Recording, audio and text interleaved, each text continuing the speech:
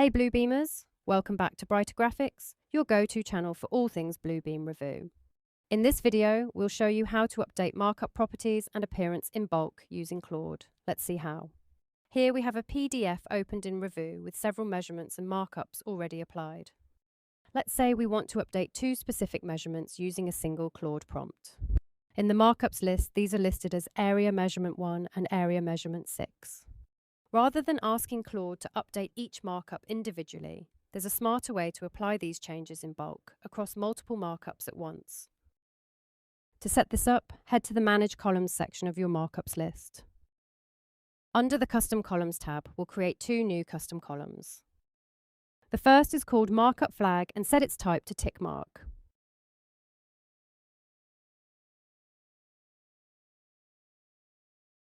We'll leave the default state unchecked. You will get to know what this column is for in a moment. Next, we'll create a second column called Markup Update. This one is set to text type, with the multi-line option enabled. Both new columns now appear in our markups list. In the Markup Flag column, we'll check the box for the two measurements we want to update, Area Measurement 1 and Area Measurement 6. We've already prepared a set of markup property instructions, which we'll paste into the Markup Update column for both of these measurements. For Area Measurement 1, we're updating its appearance by changing the colour. You can specify this using a colour name, hex code, or RGB value. We've set the line style to -4. In the same way, you can add or update any other parameter available in the Markup Properties panel. We're also enabling segment values, so the length of each line segment along this markup will be displayed. Since we're displaying segment lengths, we've set the length unit to meters. We'll keep the area unit unchanged, staying with square feet. Finally, we've included the text formatting properties for this markup. For Area Measurement 6, let's change a few settings to see how this plays out differently. First, we'll set the line style to solid. Next, we'll change the fill color to black. This time, unlike Area Measurement 1, we don't want segment values displayed. Since segment values are disabled, there's no need to specify a length unit here. With a black fill, we'll switch the text color to white so the measurement value stays legible against the background. With our instructions set, let's open Claude and set up the workflow.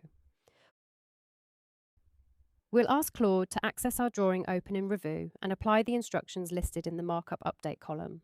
However, we'll direct Claude to apply these changes only to markups selected in the Markup Flag column. This ensures Claude only processes the markups we've explicitly flagged, keeping the update scope to exactly what we intend.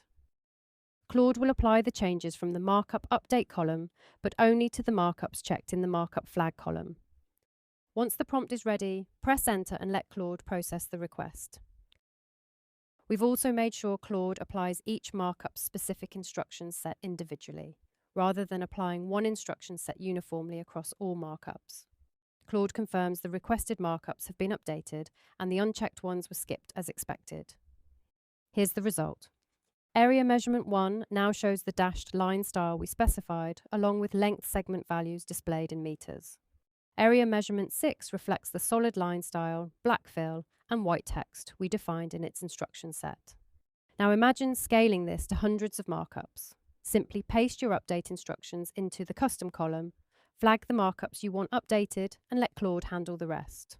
Keep in mind that for markups without text, there's naturally no need to specify font style, type, or color, since those properties won't apply. Thanks for watching. For more Bluebeam tips and tricks, stay connected with Brighter Graphics.